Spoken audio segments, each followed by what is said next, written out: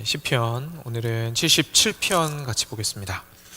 구약성경 857페이지에 있습니다. 시편 77편 1절부터 20절까지 말씀인데요. 저희 같이 교독하도록 하겠습니다. 제가 먼저 한 절 읽고 여러분 한 절 읽어주시기 바랍니다. 제가 먼저 한 절 읽겠습니다. 내가 내 음성으로 하나님께 부르짖으리니 내 음성으로 하나님께 부르짖으면 내게 귀를 기울이시리로다. 나의 환난 날에 내가 주를 찾았으며 밤에는 내 손을 들고 거두지 아니하였나니 내 영혼이 위로받기를 거절하였도다.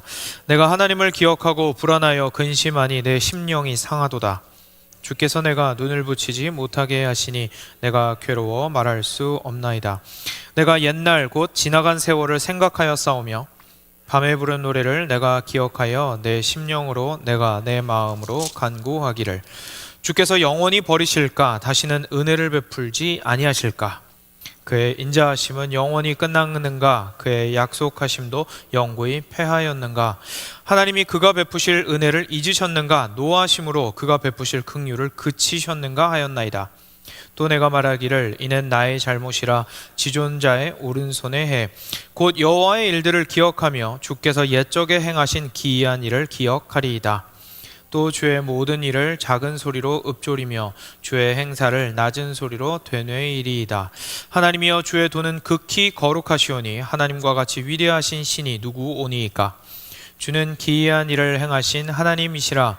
민족들 중에 주의 능력을 알리시고 주의 팔로 주의 백성 곧 야곱과 요셉의 자손을 속량하셨나이다.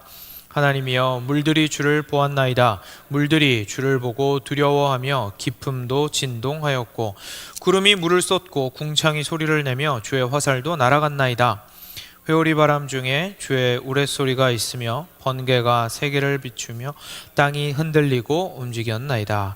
주의 길이 바다에 있었고 주의 곧은 길이 큰 물에 있었으나 주의 발자취를 알 수 없었나이다. 주의 백성을 양떼같이 모세와 아론의 손으로 인도하셨나이다. 아멘. 네. 오늘은 하나님의 침묵에 영혼이 괴로울 때 라는 제목으로 함께 말씀 나누도록 하겠습니다. 네, 기도해 주셔서 감사드립니다. 이제 몸이 네, 충분히 좋아졌습니다. 그래서 걱정하지 않으셔도 되고요. 걱정 끼쳐드려서 죄송하고 이 기간 동안에 그래도 또 충분히 쉼을 누리면서 다시 한번 좀 돌이켜 볼 수 있는 시간 가질 수 있었던 것 같습니다. 네, 감사드립니다. 오늘 말씀 같이 보겠습니다. 오늘 이제 77편인데요. 이게 77편 말씀이 이제 좀 읽으면서 저희가 함께 보겠지만 그 히브리어 원어로 봤을 때 좀 해석이 어려운 부분들이 있어서 한국어로 봐도 이렇게 딱 이해가 바로 안 되는 부분들이 있거든요. 그래서 그런 부분들을 조금 정리를 하면서 이제 전체적인 내용을 가지고 함께 살펴볼 텐데요. 오늘 제목을 보시면 아시겠지만 하나님의 침묵에 영혼이 괴로워할 때입니다. 사실 이제 시편이 이렇게 상세하게 읽지 않으면 저희가 이렇게 쭉 그냥 읽어가다 보면 사실 다른 시편들이랑 뭐 이렇게 시편들이 굉장히 많지 않습니까? 그러니까 시편들이 다 서로 비슷하게 느껴집니다. 실제로 비슷한 것들도 많이 있고요. 그런데 조금 더 자세하게 들어가서 보다 보면 이게 그냥 흘려서 들을 내용들이 아니구나. 지금 현재 시인이 겪고 있는 상황이 좀 특별한 부분들이 분명히 있구나라는 것들을 좀 알게 됩니다. 오늘 말씀 같은 경우에도 그렇습니다. 오늘 말씀은 실제로 이 시인이 너무나 괴로운 상황 가운데 있는데 문제가 뭐냐면 이 괴로운 상황 속에서 하나님이 아무 말씀도 안 하시는 거예요. 침묵하시는 거예요. 근데 거기에서 너무너무 자신이 더 괴롭고 어렵다라는 것들을 토로하는 그런 기도가 되겠습니다. 그런데 이 시 전체가 20절까지 있는데 쭉 진행이 되면서 전반부에서는 그런 괴로움들을 이야기를 하지만 이제 후반부에서는 또 다시금 마음을 다시 일으키면서 하나님을 기억하는 모습들을 저희가 보게 되거든요. 그래서 오늘 말씀을 통하여서 하나님께서 침묵하실 때 우리의 영혼이 정말로 괴롭게 되는데 그 상태에서 우리가 어떻게 할 수 있는지, 그리고 그 상태가 실제 우리한테 말해주는 게 있습니다.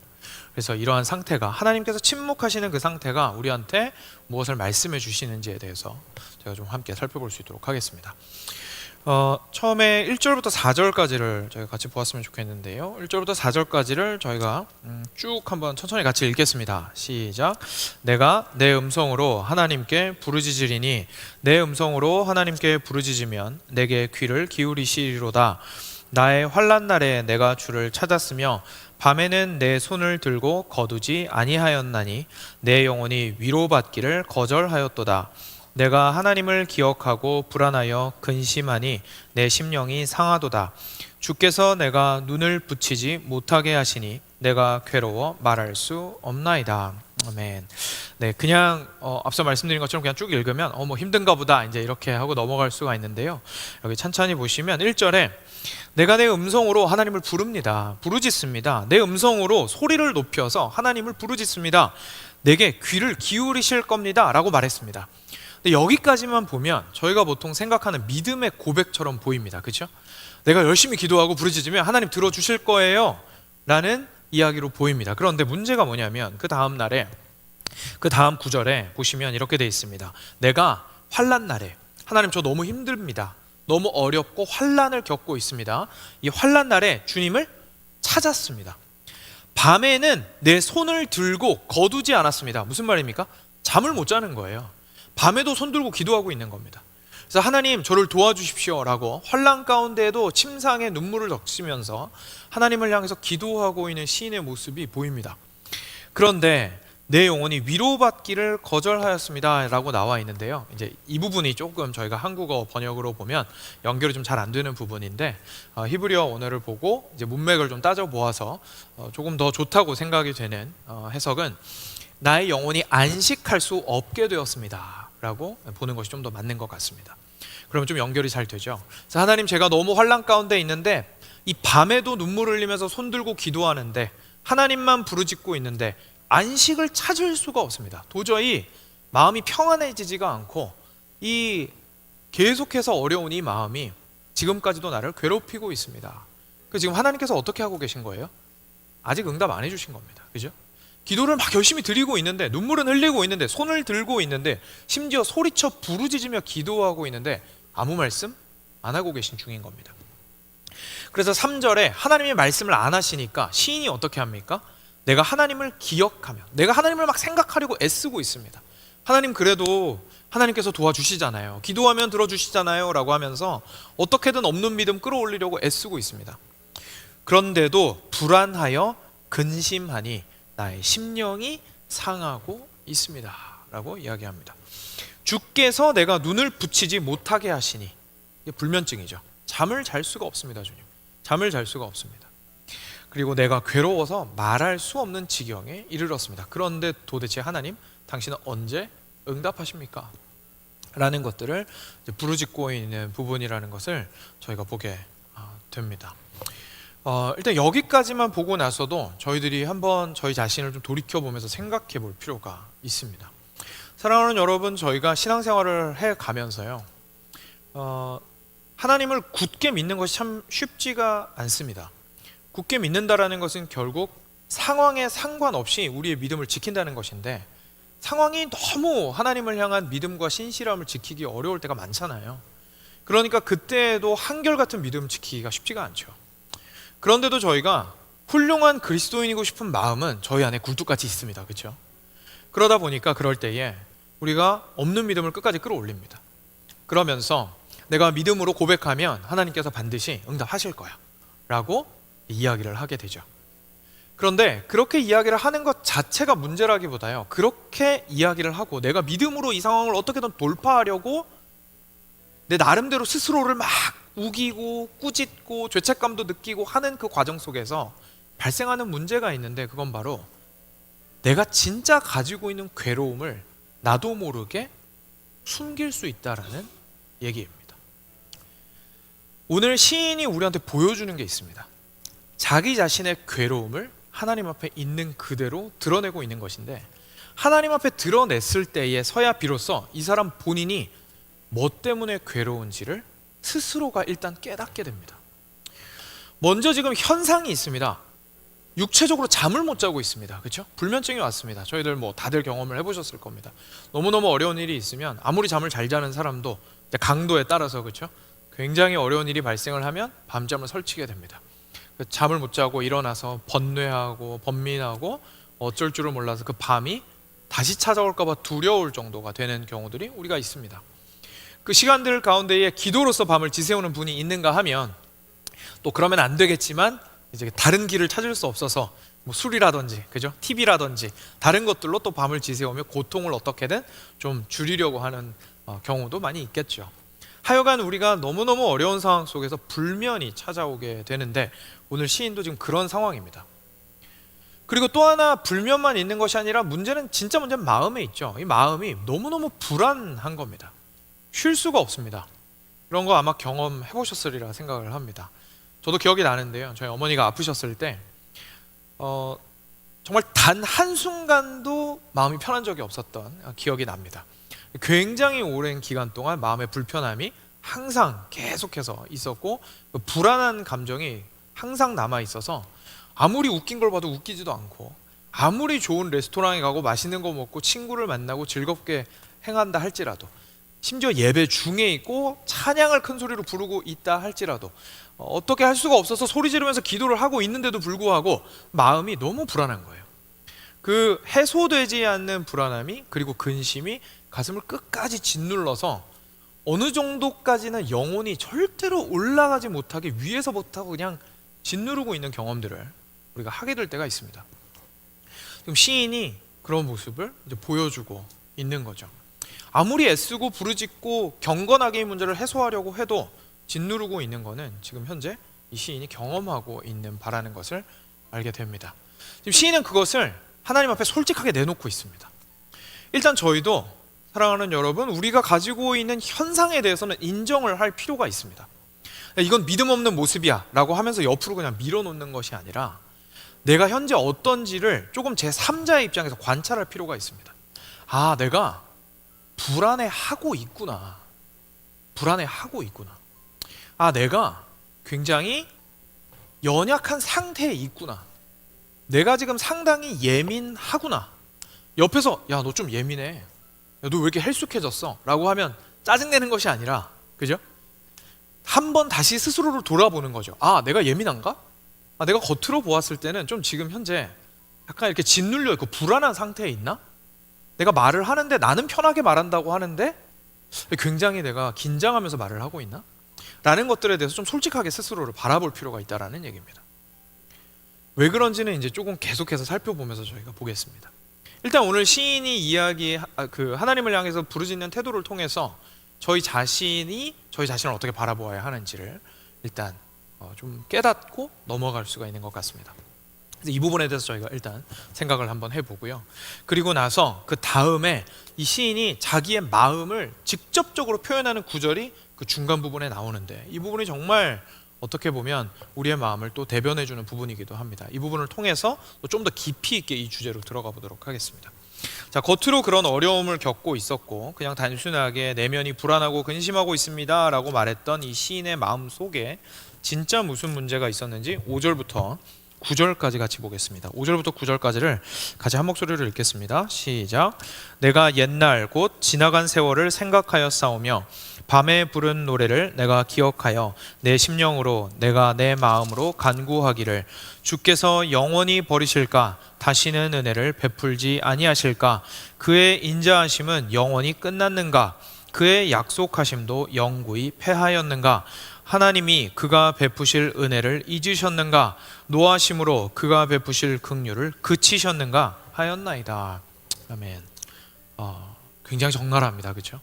굉장히 직설적입니다. 우리가 보통 이야기하는 믿음의 고백이라고 믿음의 기도라고 보기 상당히 어려운 기도입니다. 근데 이 내용들이 굉장히 자신의 마음 가운데 올라오는 마음을 그대로 보여주고 있습니다. 우리가 이 말씀을 보면 어떤 한편으로는 격려를 받기도 합니다. 위로가 됩니다. 왜냐하면 나만 이런 마음 드는 게 아니구나. 그죠? 나만 이런 마음 드는 게 아니구나. 내가 하나님을 믿기로 결정을 했으면 하나님이 살아계시다라는 사실은 가장 기본적으로 믿어야 될 거 아닙니까? 그죠? 근데 그게 의심이 갈 때가 있거든요. 내가 믿은 그 하나님은 선하신 하나님이다라는 사실을 우리가 철떡같이 믿어야 될 거 아닙니까? 왜냐하면 가장 기본적인 사실이잖아요. 선하신 하나님을 믿지 않고 우리가 어떻게 우리 삶 속에서 역사하시는 하나님, 나를 구원하시는 하나님 어떻게 믿겠습니까? 그런데 희한하게 그게 이 어려운 상황 속에서 나의 마음을 뒤집으면서 의심하게 만드는 겁니다. 그리고 그 의심에도 사실 어떻게 보면 단계가 존재합니다. 오늘 이 질문들을 한번 들어가서 살펴볼게요. 7절이죠. 7절에서 이렇게 말했습니다. 주께서 영원히 버리실까? 다시는 은혜를 베풀지 아니하실까? 처음에 이 사람이 무슨 질문을 했습니까? 주께서 영원히 버리실까? 내가 버림받았나? 무슨 말이죠? 하나님이 내 기도 안 들으시나? 하나님한테 나는 버림받았나? 하나님 나한테 관심 없으신가? 내가 이렇게 어렵고 힘들고 환난 가운데 있는데, 눈물로 침상을 적시며 주님을 부르짖고 있는데, 잠도 못 자고 있는데 왜 하나님은 움직이지 않으시는가? 나 혹시 버림받은 거 아닐까? 라는 생각이 먼저 들어오게 됩니다. 그래서 우리 기도에서도 드러나게 되죠. 간혹 우리가 정말 힘들 때 그런 기도 드립니다. 그렇죠? 하나님 저를 버리지 말아 주십시오 라는 기도 저희가 드릴 때가 있습니다. 이런 불안함이 우리 마음에 갑자기 찾아오게 되죠. 그리고 나서 여기 나오는 것이 은혜를 베풀지 아니하실까? 하나님께서 날 버리셨나? 라는 데에서 어디로 나아갑니까? 은혜를 나한테 안 베푸시나 보다. 하나님 계신데 나한테는 별로 그렇게 은혜의 손길을 베풀지 않으시나 보다. 옆에 저 사람 보면 저 사람한테는 은혜가 많이 가는 것 같은데, 옆집의 아무개를 보면, 우리 교회 누구 집사, 누구 권사, 누구 장로님을 보면 하나님의 놀라운 은혜의 손길을 그의 삶 가운데에 직접적으로 개입을 하시고 있는 것 같은데 나한테는 은혜가 없나 보다 라고 생각을 하기에 이릅니다. 근데 거기에서 끝나지 않습니다. 하나님의 인자하심 자체에 이제 의문을 제기하기 시작합니다. 8절이죠. 그의 인자하심은 영원히 끝났는가? 그의 약속하심도 영원히 폐하였는가? 다시 말해서 이런 겁니다. 단지 주관적인 느낌에서 끝나지 않는 거예요. 하나님이 나라는 사람을 버리셨나 보다, 하나님이 나라는 사람한테 은혜를 베풀지 않으시나 보다를 넘어섰습니다. 지금 뭐라고 얘기합니까? 하나님은 인자하지 않으실지도 모른다. 하나님은 약속을 신실하게 지키지 않으시는 분일지도 모른다. 하나님이 약속하셨다라는 걸 지킨다라는 건 하나님의 본성이잖아요. 하나님의 성품이고 하나님 되심이잖아요. 그것 자체의 질문을 던지게 되기에 이른다라는 얘기입니다. 무엇 때문에요? 내가 너무 괴롭기 때문에, 그리고 하나님이 침묵하셨기 때문에. 하나님 선하신 거 맞아요? 하나님 진짜 약속하신 거 지키시는 거 맞아요? 하나님 신실하고 성실하신 거 맞아요? 라는 질문이 드는 거죠. 이 질문에 그 가슴 깊숙한 곳에 혹시 그 슬픔과 불안과 그리고 분노가 느껴지시는지 모르겠습니다. 아마 이런 기도를 주님께 올려드리신 분들은 아실 겁니다. 그 영혼의 가장 깊숙한 곳에 사람이 막 소리 지르고 물건 집어 던진다고 분노하는 게 아닙니다. 이런 분노가 우리의 영혼 가장 깊숙한 곳에 자리 잡고 있을 수 있습니다. 왜냐하면 하나님께서 응답하지 않으시고 나를 버리셨다라는 사실에 너무 실망하게 되기 때문입니다. 이제까지 내가 믿어왔던 하나님에 대해서 배신감마저 느끼게 되기 때문입니다. 왜냐하면 완전히 하나님께서 침묵하고 계신 그때에, 가장 필요한 때에 하나님이 나를 돕지 않으신다라는 생각이 미쳤기 때문이죠. 이제까지는 하나님이 신실하시고 인자하시고 당신의 약속을 굳건하게 지키시는 분이다라는 믿음의 고백들을 하면서 살아왔는데, 오늘은 그걸 다 의심하게 되는 순간인 거죠. 그리고 나서 계속해서 같은 이야기를 합니다. 하나님이 9절입니다. 그가 베푸실 은혜를 잊으셨는가? 노하심으로 그가 베푸실 긍휼을 그치셨는가? 하나님의 은혜와 긍휼과 자비가 하나님께서는 아무런 관심이 없어서 나에게는 주시지 않나 보다라고 다시 한번 외치는 시인의 목소리를 저희가 듣게 됩니다. 여기서 저희가 발견할 수 있는 것이 있습니다. 사랑하는 여러분, 저희의 환경이 어렵잖아요.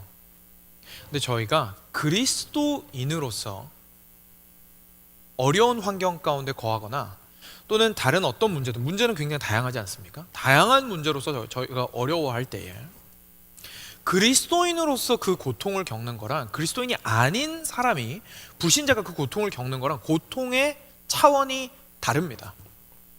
우리가 생각할 때는 똑같다고 생각을 합니다. 우리는 보통 이렇게 생각합니다. 그렇죠? 우리가 예를 들어서 배고픔을 겪는다면 믿지 않는 자의 배고픔과 믿는 자의 배고픔은 동일하다고 생각을 합니다. 그리고 사랑하는 사람을 잃었습니다. 믿는 자의 사랑하는 사람을 상실한 것과 믿지 않는 자가 사랑하는 사람을 상실한 것은 동일하다고 생각을 합니다. 그런데 사실 믿는 자에게는 저희가 잘 생각하지 못하지만 진짜로 우리의 영혼을 괴롭게 하는 고통이 있습니다. 그건 바로 그 외부에서 나를 어렵게 하는 그 고통 가운데 하나님이 부재하시다라는 사실이 저희를 미치게 만드는 겁니다. 그게 저희를 미치게 만드는 겁니다. 왜냐하면 저희가 그리스도인이라는 사실은 하나님과 동행하며 연합하여 함께 살아간다라는 뜻입니다. 그분에게서 생명을 받는다는 뜻이고 그분에게서 모든 좋은 것들을 은혜로 받아 누리며 살아간다는 뜻입니다. 그런데 가장 큰 고통 가운데 있을 때 저 사람도 똑같이 나랑 똑같이 힘들어요. 심지어 나보다 더 힘들어요. 근데 저 사람한테는 없는 고통이 내가 있어요. 왜냐하면 나는 하나님의 백성이기 때문에 하나님이 없다는 사실이 오늘의 나를 살아가지 못하게 만드는 겁니다. 정말 말 그대로 미치고 죽겠는 거죠. 하나님이 계시지 않다는 것이 무슨 뜻이냐? 단지 우리가 아는 초자연적 어떤 존재가 존재하지 않는다는 뜻이 아니죠. 방금 시인의 고백을 통해서 알게 됩니다. 시인이 지금 하나님이 계시냐 안 계시냐에 대해서 지금 질문하고 분노하고 있는 게 아니죠. 뭐에 분노하고 있습니까? 그 하나님이 어떤 분이신지를 잊어버려서요. 은혜를 주시고 자비를 주시고 긍휼을 베푸시고 성실하게 당신의 약속을 지키시는 분이라는 사실이 흔들리고 있어서 이 사람이 괴로운 겁니다. 그러니까 다시 말해서 그리스도인한테 진짜 괴로운 거는요, 그냥 단순하게 하나님이 없다, 하나님을 느낄 수 없다, 하나님이 함께 하시지 않는다도 아니고 하나님의 사랑이 나에게는 지금 현재 전혀 느껴지지 않기 때문에 너무나 우리의 영혼은 괴로울 수밖에 없다는 사실을 깨닫게 됩니다. 이것이 바로 처음에 제가 우리가 우리의 상황을 좀 솔직하게 볼 필요가 있다고 말씀드린 이유입니다. 저희가 어떠한 어려움을 겪든지 우리가 그리스도인으로서 어려움을 겪고 있다면요, 그 어려움 가운데에서 우리의 영혼이 고통스러워하고 있는 것은 실제 외부의 우리를 고통스럽게 하는, 배고픔이라면 배고픔, 아픔이라면 아픔, 상실이라면 상실, 우울함이라면 우울함, 어떤 폭력이라면 폭력 등에 의해서 힘든 것도 있겠지만 사실 우리의 영혼은 그 상황 가운데에 우리의 주님의 자비로우심을 경험할 수 없게 되었기 때문에 너무나 고통스러워하고 있다는 사실을 우리가 기억해야 합니다. 그러려면 우리가 우리 자신이 내가 지금 불안해하고 있구나, 내가 아프고 있구나, 내가 지금 억눌려 있구나, 내가 예민해져 있구나라는 사실을 인정할 수 있어야 됩니다. 그때서야 비로소 우리가 우리의 영혼의 상태를 파악할 수가 있습니다. 뒤집어 말하면 무슨 말입니까? 지금 내 영혼이 이 상황 가운데에서 누가 필요하다는 얘기입니까? 하나님이 필요하다는 얘기고, 그리고 무엇보다 그냥 단순히 놀라운 하나님이 필요한 것이 아니라 나에게 자비를 베푸시는 하나님의 선하심과 그 사랑하심이 너무나 필요한 상황 가운데 있다. 사실은 나의 영혼이 주의 사랑을 갈망하고 있다라는 사실을 저희가 깨닫게 되는 겁니다. 그제서야 비로소 기도가 똑바로 나올 수가 있는 거죠. 구해야 되는 것이 단지 겉으로 것만 우리가 구하는 것이 아니라 정말로 주께서 나와 함께 하시고 주의 사랑이 나를 위로하시기를 간구할 수가 있게 되는 겁니다. 그래서 하나님과의 단절을 우리가 깨닫게 되는 것이 그리스도인으로서 경험하게 되는 어려움입니다. 그리고 이것이 여기에서 계속되는 이 사람의 고백 가운데에서 저희가 또 보게 되는데요. 10절과 10절입니다. 10절을 같이 읽겠습니다. 10절 같이 읽겠습니다. 시작. 또 내가 말하기를 이는 나의 잘못이라 지존자의 오른손에 해. 이렇게 좀 어중간하게 끝나죠. 10절이. 그러면서 이제 한국어 성경은 11절 곧 여호와의 일들을 기억하며라고 이렇게 연결을 하고 있는데요. 여기가 좀 해석하기가 어려워서 아마 한국어에서는 이제 이런 식으로 해석을 하기로 결정을 했던 것 같습니다. 그런데 10절 부분을 좀 말씀을 드리자면 내가 말하기를 이는 나의 잘못이라 지존자의 오른손이 바뀌었기 때문에 내가 고통스럽도다라는 뜻입니다. 그러니까 무슨 말이냐면 하나님께서 변심하셨다라는 말입니다. 지존자의 오른손이 변심하였기 때문에 내가 고통스럽습니다 라고 이야기를 하고 있는 겁니다. 그죠? 하나님께서 결국은 주관하셔야 되는 나의 인생이 삐뚤어졌다라는 사실이 자신을 고통스럽게 만들고 있다는 거죠. 그래서 방금 저희가 살펴본 것처럼 절대로 그리스도인의 고통은요, 단순하게 우리의 겉으로의 고통, 육신의 고통으로 끝나지 않습니다. 우리의 영혼이 하나님을 없다는 사실로 인하여 고통스럽게 됩니다. 사랑하는 여러분, 그런데 여기에서 우리가 뒤집어서 사실 생각해 볼 수 있습니다. 그건 뭐냐면 그냥 꼭 하나님께서 침묵하시는 그때를 무조건 악한 상황이라고 생각할 필요는 없다는 것입니다. 왜냐하면 지금 시인의 기도 자체가 우리한테 그걸 보여주고 있습니다. 시인은 하나님께 욥기에서도 우리가 보는 바입니다. 그렇게 긴 시간 동안 그가 고통스러워할 동안, 그리고 친구들과 변론하는 동안 하나님은 나타나지 않으셨습니다. 마지막에 나타나셨습니다. 그리고 나타나셔도 그들이 원하는 답을 주신 것은 아니었습니다. 하나님께서는 우리의 유익을 위하여서 우리로선 이해할 수 없는 방식으로 우리로부터 멀어지실 때가 있습니다. 하나님은 항상 함께 하시는 분 맞습니다. 우리는 언제나 그리스도 안에 있습니다. 성령께서 임하셨다 떠나시는 거 절대 아닙니다. 그렇지만 우리가 죄인이고, 그리고 우리는 불완전한 육신을 가지고 이 땅 가운데서 살아가는 자들이기 때문에 우리의 느낌으로는 하나님께서 항상 함께 하신다는 사실을 느끼며 살아갈 수는 없다는 얘기입니다. 그래서 그런 상태에 있을 때 너무 이상하게 생각하거나 비정상으로 생각하거나 내가 믿음이 없다고 자책하거나 하는 것이 아니라, 그때 우리가 해야 되는 것은 지금 현재 나의 영혼이 얼마나 하나님을 바라고 있는지를 깨닫는 것이 가장 중요합니다. 그리고 그 하나님을 가장 바라고 있는 나의 영혼의 그 소원을 하나님께 기도로서 올려드리는 것이 그때 우리가 해야 하는 일이라는 사실을 오늘 시인을 통하여서 깨닫게 되는 것이죠. 그리스도인의 고통은요, 이런 영혼의 진짜 고통은 사실 그리스도인 말고는 아무도 경험할 수 없습니다. 한번 생각해 보십시오. 신앙의 연수가 차고, 그리고 신앙의 경험도 많고, 그리고 주님을 향한 사랑이 날이 갈수록 불타오르고 주님과 깊이 있게 동행하던 어떤 사람도 하나님께서 그의 삶을 잠깐 떠난 것처럼 느껴질 때는 분명히 옵니다. 그런데 그 사람이 믿음이 없어서 하나님께서 떠나셨을까요? 그렇지 않은 거죠.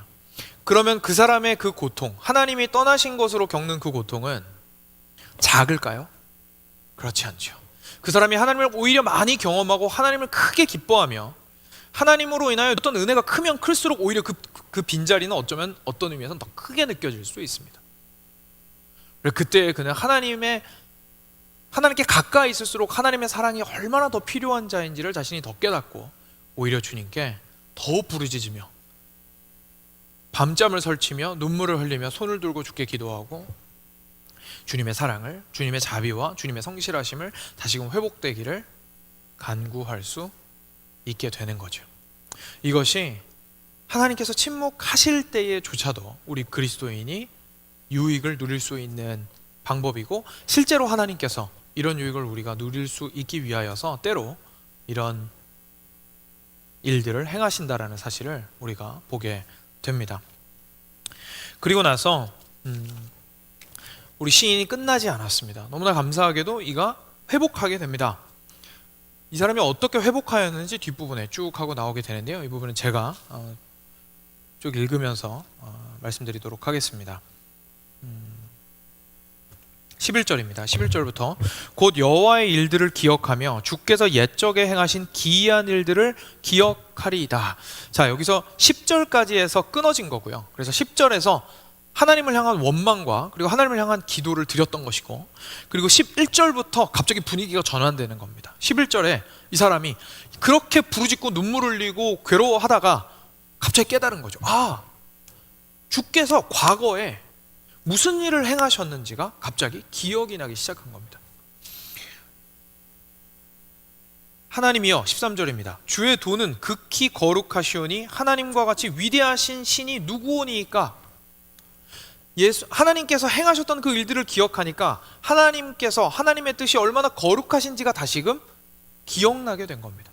자기 자신의 그 하나님을 향한 가득한 불평과 그리고 비난의 마음과 실망의 마음들이 설득당하기 시작하는 거죠. 아, 맞아. 우리 하나님의 도는 지금 내가 느낌과 감정과 처해 있는 상황에서는 인정하기 어렵지만 우리 하나님은 반드시 당신의 약속을 지키시는 분이었어. 하나님과 같이 위대한 분은 없었어. 14절입니다. 주는 기이한 일을 행하는 하나님이셨어.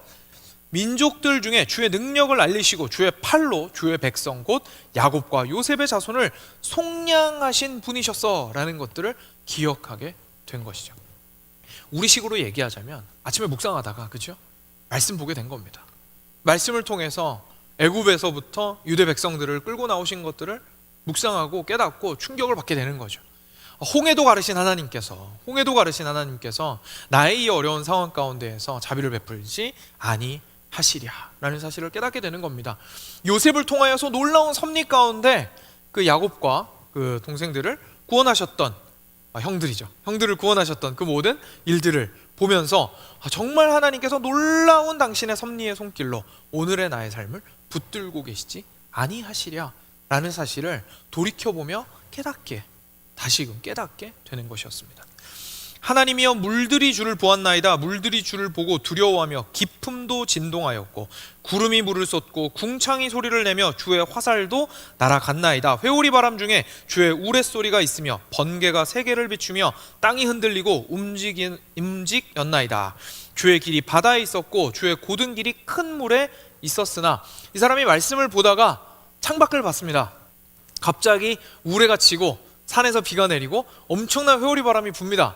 무엇을 알게 됩니까? 그렇지, 오늘도 우리 하나님께서는 천지를 주관하고 계시는구나.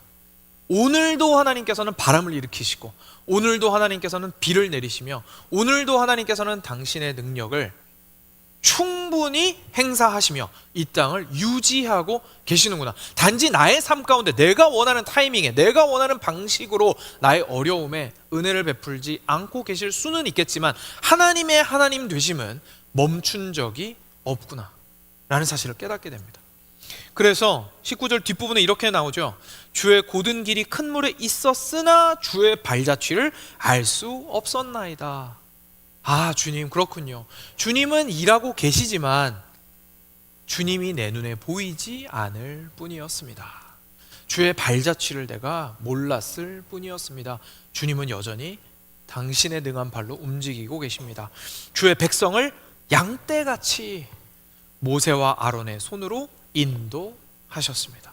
하나님께서 나의 목자이신 것을 포기하신 적은 단 한 번도 없었습니다.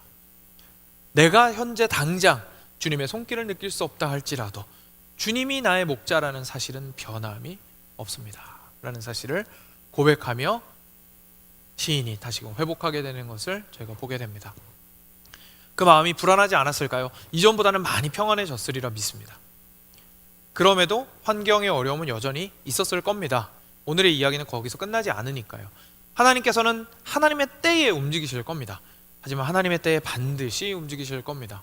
결국 그 하나님께서 침묵하시는 것 같은 그 때에 우리가 해야 하는 것은 사실 그 기회를 사용하여서 나의 영혼이 사실 얼마나 하나님을 갈망하고 갈구하고 있는지를 첫 번째로 기억하는 것이며, 두 번째로는 나의 느낌과 나의 주관적인 생각에도 불구하고 우리 하나님은 여전히 오늘을 붙들고 계시며 세상을 주관하고 계시고 나의 목자이신 적을 단 한 번도 포기하신 적이 없으신 분이시다라는 사실을 말씀을 통하여 기억하는 것입니다. 이 모든 것을 우리로 선명하게 보여주시기 위하여 예수님께서 이 땅 가운데 오셨습니다. 사랑하는 여러분, 예수님을 볼 때마다 우리는 깨닫게 됩니다. 우리가 하나님과 벌어지는 그 모든 것들은 우리의 죄로 말미암음입니다. 하나님께서는 물론 선하게 그것들을 활용하시지만 결국은 죄로 인하여서 죄의 결과로 우리는 언제나 주님과 동행하면서 살아갈 수는 없습니다. 그 느낌을 받으며 살아갈 수는 없습니다. 예수님께서 그런데 그 일을 위하여 오셨습니다. 그러니 우리가 하나님께서 침묵하실 때 예수님을 바라보며 깨닫게 되는 게 뭡니까? 지금 하나님이 침묵하셔도 예수님의 십자가는 변하지 않는다. 예수님께서 이미 행하신 일은 그리고 그 예수 그리스도의 보혈로 말미암아 내가 씻기어졌고 하나님의 백성이 되었다는 사실은 그 어떤 것으로도 캔슬할 수 없다. 심지어 나의 감정과 나의 생각과 내 믿음의 연약함조차도 캔슬할 수 없다. 그 어떤 것으로부터도 하나님의 사랑에서 나를 끊을 수 있는 것은 없다라는 사실을 내 마음이 하나님께서 침묵하심으로 괴로울 때조차 십자가를 보며 우리가 깨달을 수 있게 됩니다. 그리고 그 일을 위하여 하나님의 자비와 긍휼이 멈추지 않고 우리한테 베풀어 주셨다라는 사실을 확인할 수 있게 됩니다. 그리고 예수님께서 부활하심을 통하여 단 한순간도 우리를 목자로서 포기하신 적이 없다는 사실을 깨닫게 됩니다. 사랑하는 여러분, 예수님은 우리를 위하여 죽으셨고 그 사실은 변하지 않습니다. 그리고 예수님께서는 3일 후에 죽음을 이기고 부활하셨고 그 사실은 변하지 않습니다. 그리고 예수님께서는 우리를 당신의 품에 품으셨고 우리를 사랑하기로 결정하셨으며 당신의 양으로서 우리를 기르시고 인도하시기로 작정하셨습니다. 그 사실은 변함이 없습니다. 오늘 하나님께서 침묵하실 수도 있습니다. 괴롭습니다. 그렇지만 그때 우리는 여전히 주님을 바랄 수 있습니다. 왜냐하면 예수님은 살아계셔서 우리와 함께 하시기 때문입니다. 시간 함께 기도로 주님께 나아가도록 하겠습니다. 들으신 말씀 기억하시면서 먼저 찬양하기 전까지 잠깐 묵상하시기 바랍니다.